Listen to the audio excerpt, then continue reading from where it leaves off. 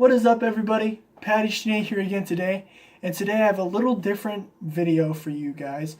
It's not going to be a cover or an original or an album review. It's actually something a little different that I just wanted to share with you guys. A little bit of context. I've only been playing the guitar for about 3 or 4 months, and I've been writing my own music seriously, quotation marks, because I mean it's not like I'm a professional musician, but seriously for about that same time span. I think writing my first song is what got me into the guitar. Anyways, I'm saying that because I've played my music for a few people, and one thing that they tell me is they like it, but also what they ask me is most of my friends are musical people, and they like music, but they just can't get down the words, the lyrics. They don't know how to form a song and what goes into making a great song. And so that's what I'm going to talk to you guys about today.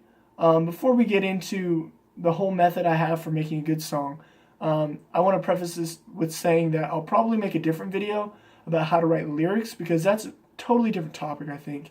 But one thing I will say before we hop into it is when you're trying to write lyrics, write from your heart, because that's what will really help the help the listeners connect with your music and really enjoy what you are doing.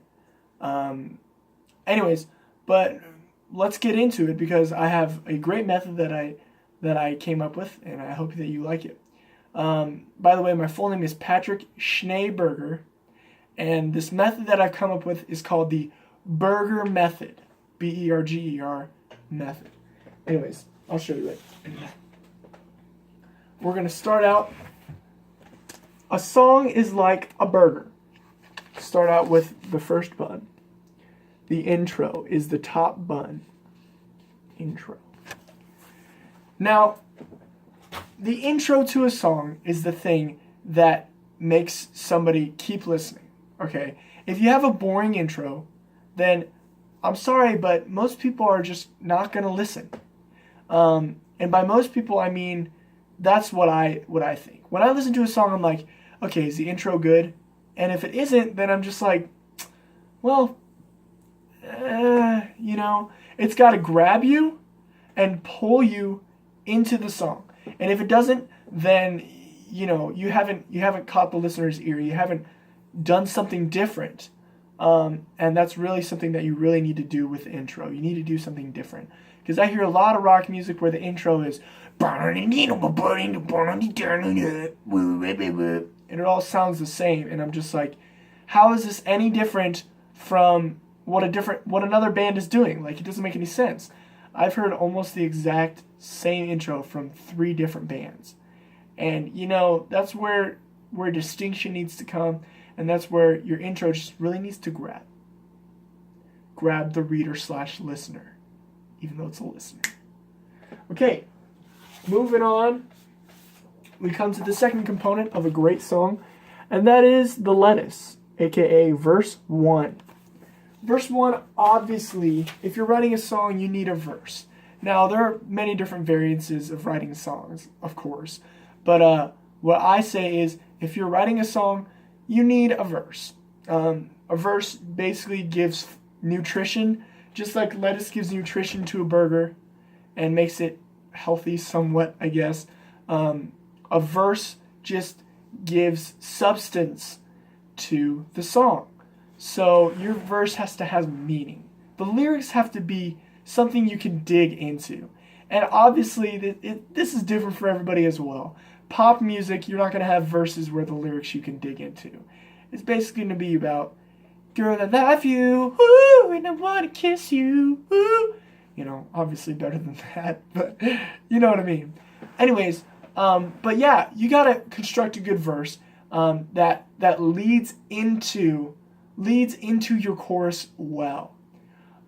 It describes what your chorus wants to say, but it doesn't declare it. Most of the time, the verse is just somebody's thoughts written out on paper in a nice sing-songy, rhymey pattern. Obviously, you need to have a subject for what you're writing for, but that gets into the lyric aspect of it. I'm just trying to figure out how to structure a song. So you have the intro, you want to catch the listener's ear. You have the verse, you want to keep it nice and relatable. And then next, the meat of the burger is the chorus. The chorus is the most important part of the song, because without the chorus, you would have no reason for the listener to come back and listen to the song again. The chorus is the part that needs to be catchy. The chorus is the part that needs to declare what your song is all about. And it needs to be fun. It needs to be something that listeners want to listen to. And I feel like the thing that I don't like is when a song kind of blends its verse with its chorus, where the verse sounds way too much like the chorus. You can't have the lettuce tasting too much like the meat. Okay, so the chorus is the meat. It's the meat of the burger. It is the burger. So if you're singing your chorus to yourself and it doesn't get stuck in your head, try to change it up a little bit. Obviously not all of your songs are going to get stuck in your head, but if it does get stuck in your head, you know that you have a hit song on the way. Anyways, let's get into the next part. Don't want to make this video too long. Verse 2, basically the same as verse 1, but you can do a lot of things with verse 2. You can either say more things about the situation that you're talking about, or you can build upon what verse 1 says, or what I like to do most of the time is with verse 2 and even chorus 2. I like to take what the verse 1 says and what the chorus says, and I like to change it. Most of the time I write from a place that's dark, where I feel like, like, I'm going to be real, like, a place where I feel like I'm in depression. And the first verse is talking about how, nothing's going right, blah, blah, blah, blah. The chorus is maybe even like that too. For me, the second verse is the exact opposite. It's like, but this, and like this can help me. You know what I mean? Obviously, it depends on what you're writing about. If you're writing about heartbreak, the first verse you can be like, why did you do this to me? I don't like you. Why, my heart is breaking. And then the second verse you could be like, and you've broken it like this and this and this, and leading to the next chorus again. And then it builds. One thing you want to do with a song is you want to build it, just like you build a burger. You want to make all the layers fit together nicely. Okay, so that goes into the bacon right here. We got that bang chorus repeat. Now, I only have the burger and the bacon for the meat of the burger. Obviously, there's going to be more meat. Like you can repeat the chorus 3 times, maybe even 4 times. A lot of the times, the chorus is the most repeated part of the song. It just depends on what you want. This is just a general outline, actually. But chorus repeated. And it doesn't have to be the same chorus. It's weird.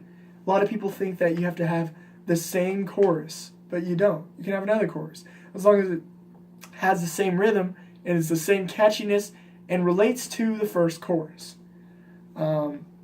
Next component is something I really want to stress, and that is the cheese. The cheese is the bridge. And I don't think anybody likes to eat a burger that's just a burger with 2 buns. Obviously, you have to have the verse, the lettuce, tomato. Depends on what you like on your burger.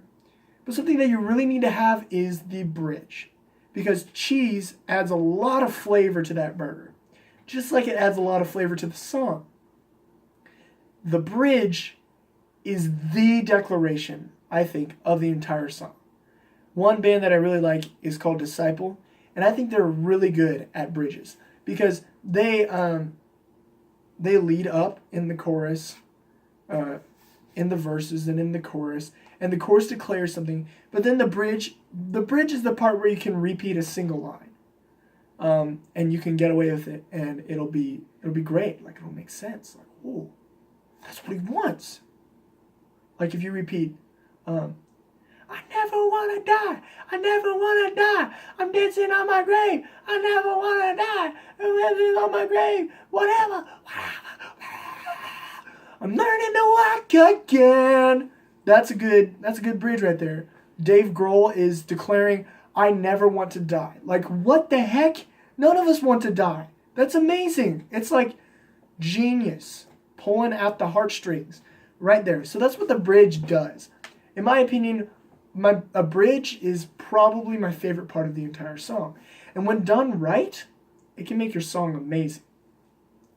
But of course, the bridge is not good without that little sauce right there. And that sauce right there, that is the instrumental part.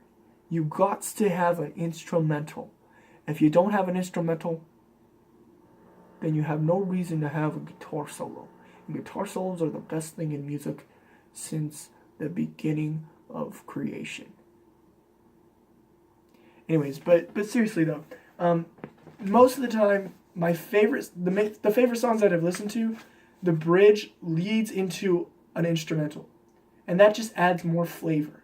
This adds a little spicy. You know what I'm saying? And yeah, you gotta have that instrumental. And obviously, hey, don't crucify me. You know, songs have different structures. This is just a general outline. This Berger thing. This is what I like for a good song. There's all these components. And that instrumental, though, you have a verbal declaration with the bridge, and then you have an instrumental declaration, and it can go off, and you can do fun stuff with it. Okay, the last thing I want to say is this last part, the outro. Outro can normally just be, it can be a lot of things. It can be a repeat. Normally it's a repeat of the intro in a different way.